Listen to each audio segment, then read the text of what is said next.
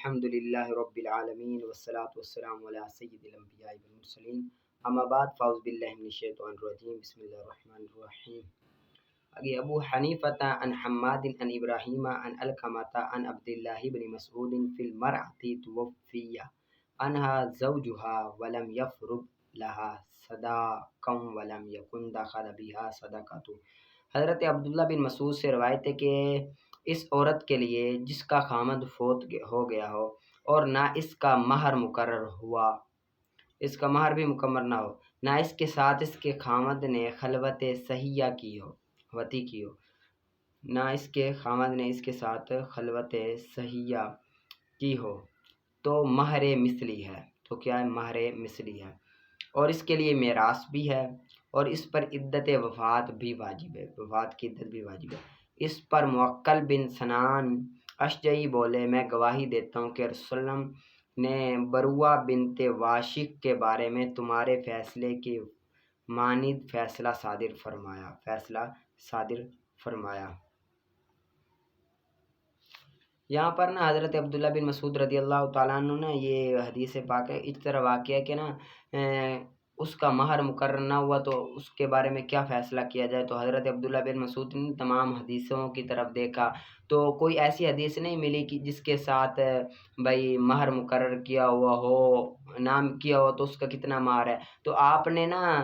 قیاس کے ذریعے یہ فیصلہ سنایا کہ اس کا مہر جو ہے وہ مہر مثلی ہے. مہر مثلی کا میں نے آپ کو کہا کہ مہر مثلی اس کو کہتے ہیں کہ اس کے خاندان کی عورتوں کی طرف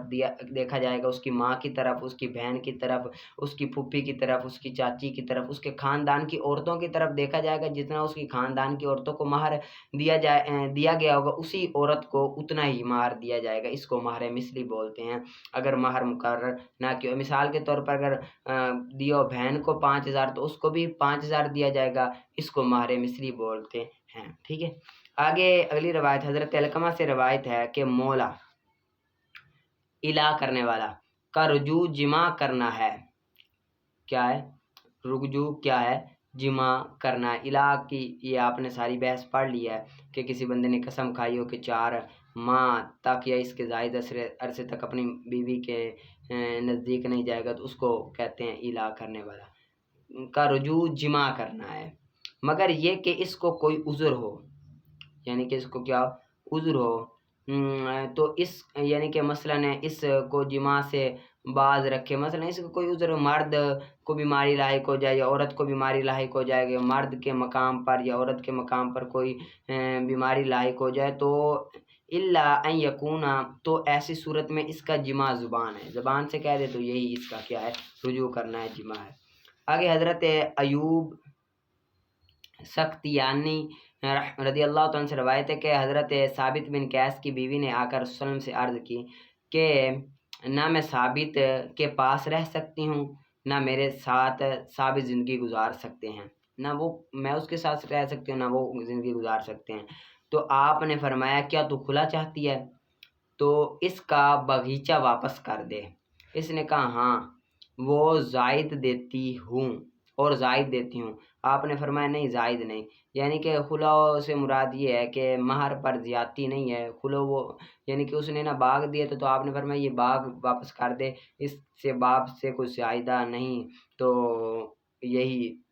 یہ ہے، یعنی اس حدیث سے یہ معلوم ہوتا ہے کہ خلا میں مہر پر زیادتی ٹھیک نہیں ہے. لیکن احناف اسی بات کے قائل ہے کہ عطا سے نقل ہے کہ نبی کریم صلی اللہ علیہ وسلم نے فرمایا کہ مرد خلا کی عورت سے مہر سے زیادہ نہ لے اور جو وہ دے چکا وہ عورت سے یعنی کہ عورت سے زیادہ نہ لے، یہی ہے. ٹھیک ہے. آگے حضرت کتاب النفقات، نفقے کے بعد یہ بس آگے پڑھیں گے انشاءاللہ. اس کو یاد کریں. آگے نکالیں آپ شرع قائد کا. آگے شرع قائد کا ہے والملائکۃ عباد اللہ تعالی عاملون بامرہ علی ما دل علیہ قولہ لا یسبقونہ بالقول وهم بامرہ یعملون وقولہ تعالی یستکبرون عن عبادتہ ولا یستحسرون ولا یوصفون بذکورۃ ولا انوثۃ. یہاں سے یہ بیان کر رہے ہیں کہ ملائکہ اکرام، ملائکہ کے بارے میں فرشتوں کی بیان کر رہے ہیں کہ فرشتہ یہ اللہ تعالیٰ کے بندے ہیں اور مخلوق ہیں اور اللہ تعالیٰ کے حکم کے مطابق عمل کرتے ہیں اللہ ताला ने ये कुरान पाक में इरशाद फरमाया ला यस्बिकून बिलकौलि वहुम बिअम्रिही यामलून, कि वो बात कहने में इस पर सबकत नहीं करते और इसके हुक्म पर अमल करते हैं। और आगे वला यस्तकबिरून अन इबादति वला यस्तहसिरून, कि वो फरिश्ते इसकी इबादत से एराज़ नहीं करते और ना ही वो थकते हैं। आगे फरिश्तों के बारे में कुछ थोड़ी सी तहकीक बयान की कि फरिश्ते ना तो ये नूरी मखलूक है, ना मुज़क्कर है या ना मुअन्नस है। मुज़क्कर और मुअन्नस किसी वस्फ़ के साथ ये मुत्तसिफ़ नहीं है, क्योंकि इसके मुकाबले में हमारे पास ना कोई नकली दलील है कि हम इनको मुज़क्कर कह सकें, ना कोई अक़ली दलील है कि हम इनको मुअन्नस कह सकें। और जो बुत परस्त कहते हैं ना कि ये माज़अल्लाह मलाइका अल्लाह की बेटियाँ, ये मुहाल और बातिल है। इन्होंने फरिश्तों की शान में गुलूब और हद से तजावुज़ का इर्तिकाब किया है। और जैसा कि यहूद ने फरिश्तों की शान में तफरीत का इर्तिकाब किया, और वो कहते हैं कि इनमें से कोई ना कोई बाज़ औक़ात कुफ़र भी करता है माज़अल्लाह। तो ये सारे के सारे बेबुनियाद और क्या हैं, बातिल हैं। और अब एक एतराज़ होता है कि इब्लीस ये काफिर नहीं है, हालांकि वो भी तो मलाइका में शामिल है। एतराज़ हो सकता है ना, मलाइका तो कुफर करते नहीं, तो एतराज़ इब्लीस भी तो मलाइका में शामिल था, वो तो काफिर है। जिस तरह के कुरान पाक की आयत हैं वइज़ कुल्ना लिल मलाइकति इसजुदू लिआदम फसजदू इल्ला इब्लीस, के हमने कहा मलाइका के लिए सजदा करो आदम अलैहिस्सलाम को, बस सब ने सजदा किया, इब्लीस ने सजदा ना किया। अब यहाँ पर देखिए इल्ला आया हुआ है। इल्ला क्या है? इल्ला इस्तिस्ना है, और इस्तिस्ना में आपने पढ़ा है, इस्तिस्ना में जो असल होती है वो इस्तिस्ना मुत्तसिल होती है। क्या होता है? इस्तिस्ना मुत्तसिल होती है। लिहाजा ये इसी बात की दलील है कि जो इब्लीस था वो फरिश्तों में शामिल था, लेकिन उसको निकाल दिया। इब्लीस फरिश्तों की जिन्स में से था, फरिश्तों की जिन्स में से था, तो इसीलिए कहा ना कि सजदा किया सब फरिश्तों ने मगर इब्लीस ने। अब सब ने किया तो इस्तिस्ना में तो असल इस्तिस्ना मुत्तसिल होती है, तो इससे पता तो ये चल जाए कि इब्लीस फरिश्तों की जिन्स में था, बाद में निकाल दिया। तो हम इसका जवाब देते हैं कि वो फरिश्तों में नहीं था, बल्कि वो जिन्नास में से था। क्या था? जिन था। इसने अपने रब के हुक्म नहीं माना तो इब्लीस बन गया। अब वो इबादत और बड़े बुलंद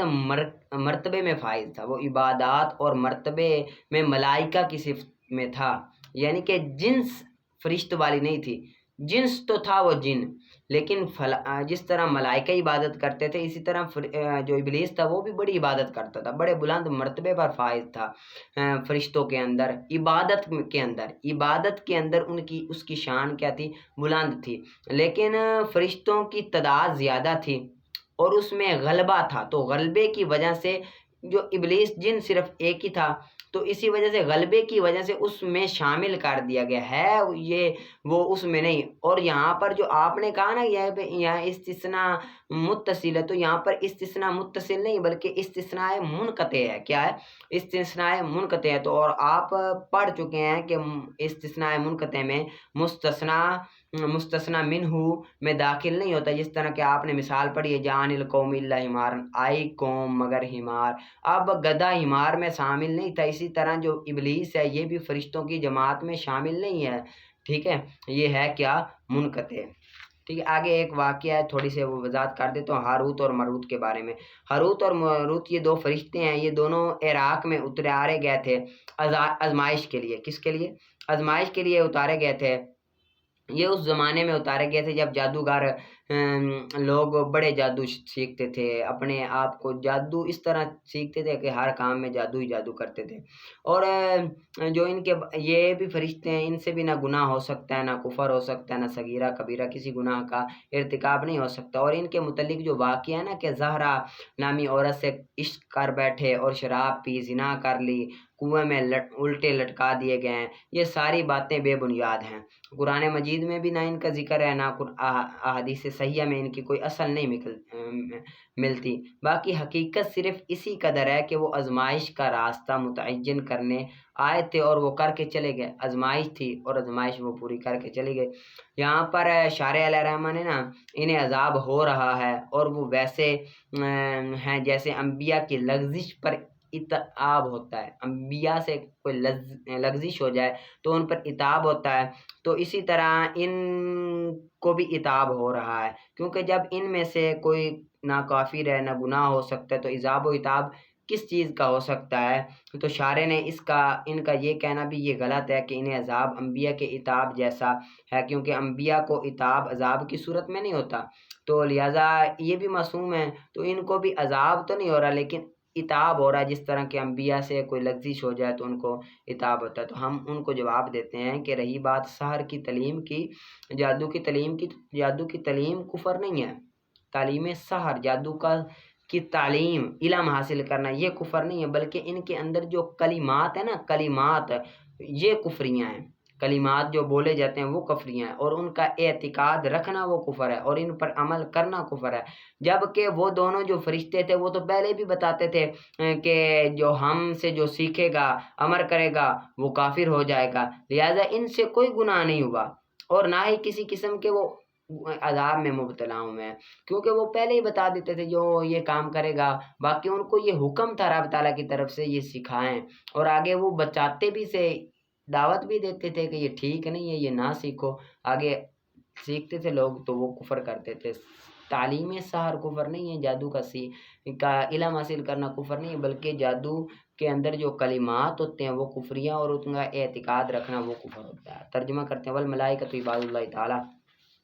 اور ملائکہ اللہ کے بندے ہیں، اس کے حکم پر عمل کرنے والے ہیں، جیسا کہ اس پر اللہ تعالیٰ کا ارشاد ہے، دلالت کرتا ہے کہ وہ بات کہنے میں اس پر سبقت نہیں کرتے اور اس کے حکم پر عمل کرتے ہیں، اور اللہ تعالیٰ کا ارشاد ہے کہ وہ فرشتے اس کی عبادت سے اعراض نہیں کرتے اور نہ تھکتے ہیں اور نہ مرد یا عورت ہونے کے ساتھ متصف ہے، اس لیے کہ اس کے متعلق نہ کوئی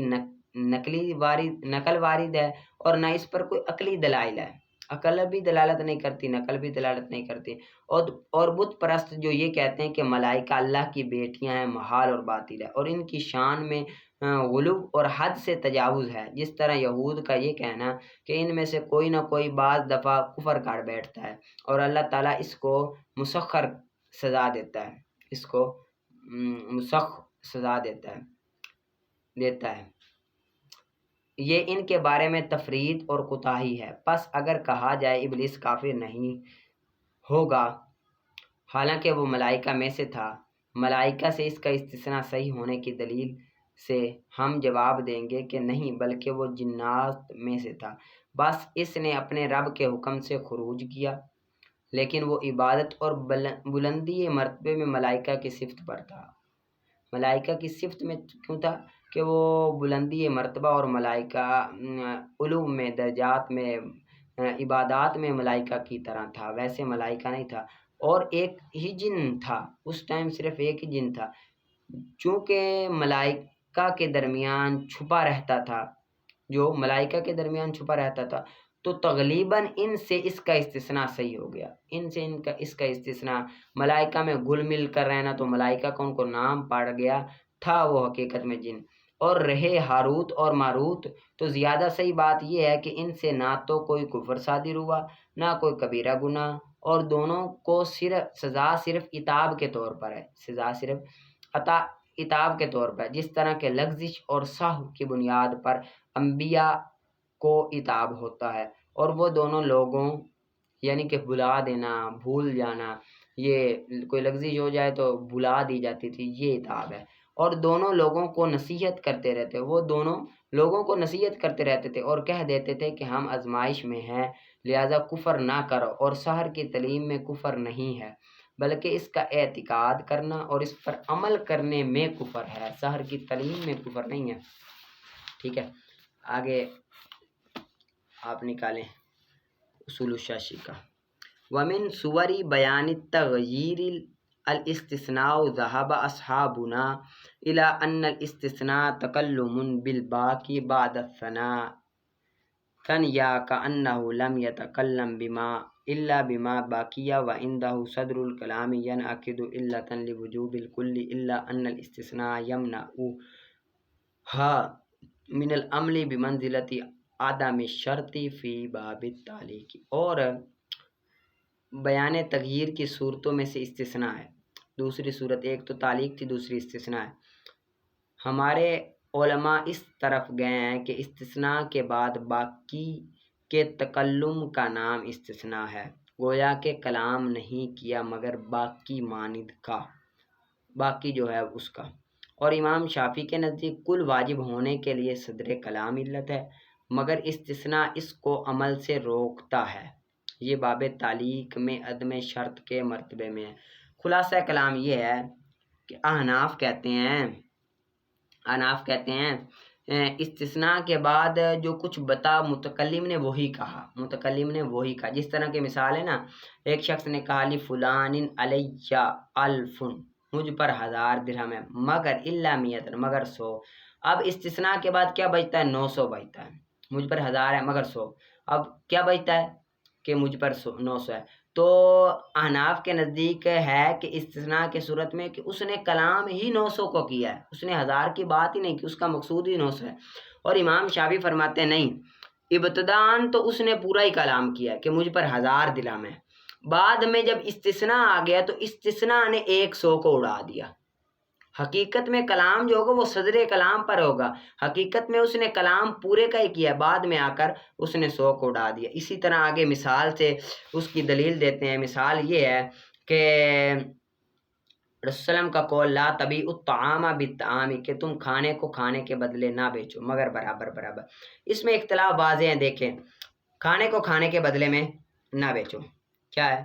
کھانے کو کھانے کے بدلے میں نہ بیچو۔ تو امام شافعی فرماتے ہیں کہ کائنات میں جتنے بھی کھانے ہیں، ہر ایک کھانے کو ہر ایک کھانے کے بدلے میں بیچنا حرام ہے۔ آگے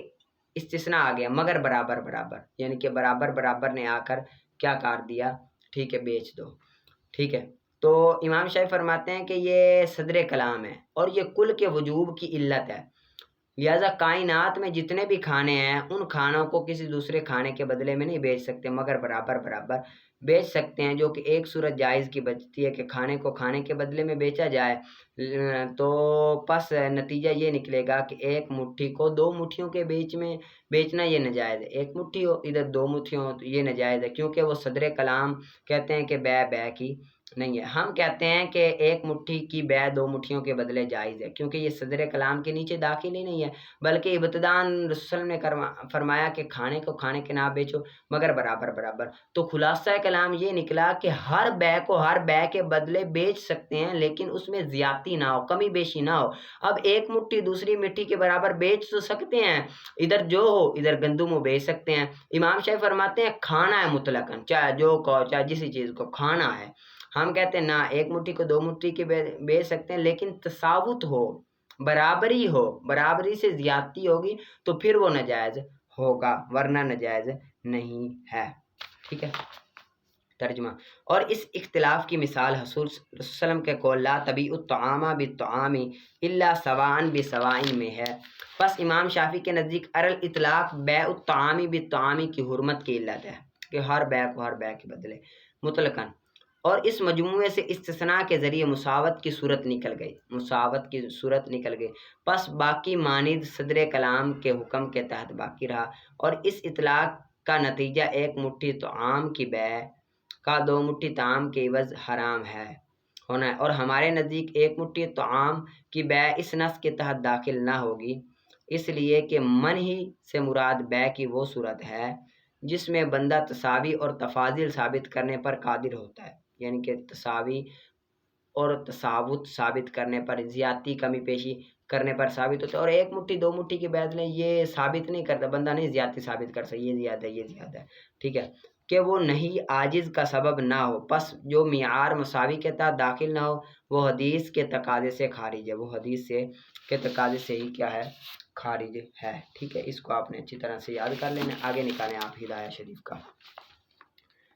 شریف کا ہے باب الماء الذی یجوز بہ الوضوء وما لا یجوز بہ۔ یہ اب پیچھے تو بیان کیا، پہلے تو طہارت حاصل کرنی، آگے اس طہارت کا بیان ہے کہ جس کے ساتھ پانی، یعنی کہ جس کے ساتھ طہارت حاصل ہوتی ہے، تو ادھر سے یہ بیان کر رہے ہیں، باب ہے اس پانی کے بارے میں جس کے ساتھ وضو کرنا جائز ہے اور جس کے ساتھ وضو کرنا جائز نہیں ہے۔ الطہارۃ من الاحداث جائزۃ، پاکی تمام احداث سے جائز ہے، آسمان کے پانی کے ساتھ پاکی حاصل کرنا، تمام حدثوں کی پاکی حاصل کرنا جائز ہے آسمان کے پانی کے ساتھ، اودیا وادی کے پانی کے ساتھ، والعیون چشمے، والابار کنویں، والبحار اور دریاؤں کے پانی کے ساتھ پاکی حاصل کرنا جائز ہے۔ اللہ تعالیٰ کا قول وَأَنزَلْنَا مِنَ السَّمَاءِ مَاءً طَهُورًا کہ ہم نے نازل کیا آسمان سے پاک پانی، اور وسلم کا قول الماء طہور لا ينجسہ شیء الا ما غیر کہ پانی پاک ہے جس میں کوئی چیز نجس نہ ہو، ہر وہ پانی پاک ہے جس میں کوئی چیز نجس نہ ہو مگر کہ اس کا تبدیل ہو جائے لون، رنگ، طعم، ذائقہ، ری، خوشبو، بو، جب تک یہ تبدیل نہ ہو جائے تب تک وہ پانی پاک ہے۔ اور وسلم کا قول دریاؤں کے بارے میں پاک ہے دریا کا پانی اور حلال ہے اس کا مردار، یعنی کہ مچھلیاں حلال ہے، اور اسم مطلق ہے ان پانیوں پر اطلاق کے اندر، اسم ان پانیوں پر اطلاق کے اندر مطلق ہے، یعنی کہ مطلقاً کہا گیا ہے پانی، تو پانی تمام پانیوں کو کیا ہے شامل ہے، ہر پانی کو کیا ہے شامل ہے، ہر جس پر لفظ پانی کا اطلاق کیا جاتا ہے اس کے ساتھ وضو کرنا جائز ہے، جس طرح کہ کہتے ہیں دریا کا پانی، نہر کا پانی، وادی کا پانی، چشمے کا پانی، تو جس کے ساتھ پانی لفظ آئے اس کے ساتھ کیا وضو کرنا جائز ہے، اور نہیں ہے جائز ہے اس کے ساتھ جس کو نچوڑا گیا درخت یا ثمر سے یا پھل سے، درخت یا پھل سے پانی نچوڑا گیا تو اس پانی سے وضو کرنا جائز نہیں ہے، کیونکہ نہیں بولا جاتا مائع مطلق، کیونکہ اس پر مائع مطلق کا اطلاق نہیں ہوتا، اس کو مائع مطلق نہیں کہتے، اور حکم اس کے نہ ہونے کے وقت منقول ہوگا تیمم کی طرف، یعنی کہ اگر مائع مطلق پانی نہیں ہے تو اس ٹائم ہم تیمم کی طرف نقل کریں گے، یہ نہیں ہے کہ درخت سے نچوڑ پھل سے نچوڑا ہوا پانی اس سے وضو کریں گے، جس طرح کی مثال لے لیں آپ گاجر کا جوس، اب کہتے ہیں نا گاجر کا جوس، گنے کا جوس، اب اس سے نچوڑا گیا ہے تو اس کو پانی تو کوئی نہیں کہتا بلکہ کیا کہتا ہے جوس، ٹھیک ہے نا، تو اب اس پر مائع مطلق نہیں بولا جاتا، پانی نہیں بولا جاتا بلکہ کیا بولا جاتا ہے پانی نہیں بولا جاتا بلکہ اب وہ جوس بن چکا ہے، تو اسی وجہ سے اس سے وضو جائز نہیں ہے۔ اور وظیفہ ان اعضاء میں تعبدی ہے، یعنی کہ جس طرح ہم وضو کرتے ہیں، وضو ہم کریں تو ہمیں وضو عقل نہیں مانتی، عقل تو کہتی ہے کہ وہ نجاست والی جگہ دھو لیں وضو ہو جانا چاہیے، لیکن یہ امر تعبدی تھا، یعنی کہ رب تعالیٰ نے کہا کہ اس طرح کرو تو وضو ہو جائے گا، تو ہم نے ان کی مانی اور اسی طرح کیا وضو ہمارا ہو گیا۔ اور یہ بھی تیمم کے اندر بھی نیت کرنا، منہ پر یہ کرنا اور ہاتھوں کو کونی سمیت یہ مٹی سے کرنا، تو یہ امر تعبدی ہے، اس سے پاکی حاصل ہو جاتی ہے، قرآن پاک میں آیا ہوا ہے کہ جب نہ پاؤ فلم تجدوا ماء فتیمموا تو تم کیا کرو پانی تیمم کرو، پس نہیں متعدی ہوگا غیر منصوص علیہ کی طرف، یعنی کہ یہ غیر منصوص کی طرف متعدی نہیں ہوگا، اور غیر منصوص وہ مائع مطلق ہے، یعنی کہ اگر مائع مطلق جس کے ساتھ نص وارد ہوئی ہے اس کے علاوہ کی طرف متعلق نہیں ہوگا، یعنی کہ نص تو وارد ہوئی ہے تیمم کی طرف، پانی نہ ہو تو تیمم کریں تو ہم تیمم کی طرف ہی جائیں گے، اور نص اس بارے میں وارد نہیں ہوئی کہ درخت سے نچوڑا ہوا ہو یا پھل سے نچوڑا ہوا ہو پانی تو اس سے ہم کیا کر لیں وضو کر لیں، اس کی طرف نہیں جائیں گے، کیوں نہیں جائیں گے کیونکہ اس کی طرف نص وارد نہیں ہوئی، قرآن پاک کی کوئی آیت یا حدیث نہیں ہے۔ اما الماء بس بہرحال پانی وہ جو نچوڑا گیا ہو نچڑ آئے خود ہی نکلے من الکرمی انگور سے خود ہی نکلے تو جائز ہے اس کے ساتھ وضو، یعنی کہ جو پانی انگوروں سے جو پانی خود ہی نکلے، نچوڑے نہ بندہ خود ہی نکلے تو اس کے ساتھ وضو جائز ہے، کیوں جائز ہے لِأَنَّهُ سے دلیل دے رہے ہیں کیونکہ وہ ماں نکلا ہے نچوڑا نہیں گیا، خود ہی نکلا ہے نچوڑا نہیں گیا، اسی وجہ سے اس کے ساتھ پانی جائز ہے، اس کے ساتھ وضو کرنا جائز ہے، وہ خود ہی نکلا ہے نچوڑا نہیں گیا۔ اور اس کو ذکر کیا ہے اب امام ابو یوسف کے جوامع میں، یعنی کتاب ہے، اور کتاب میں اشارہ کیا اسی کی طرف اس حیثیت کے ساتھ کہ نچوڑنے کی شرط کے ساتھ، نچوڑنے اس کی طرف اشارہ کیا نچوڑنے کی حیثیت کے ساتھ، یعنی کہ کتاب سے مراد مختصر القدوری ہے، اور ذکر ہے یہ امام ابو یوسف کی کتاب جواب میں ذکر ہے، اور شرط یہ لگائی گئی کہ نچوڑا گیا ہو درخت یا پھل سے، تو یہ شرط لگائی گئی کہ نچوڑا گیا ہو، تو اس سے پتہ چلا کہ جو خود ہی نکلے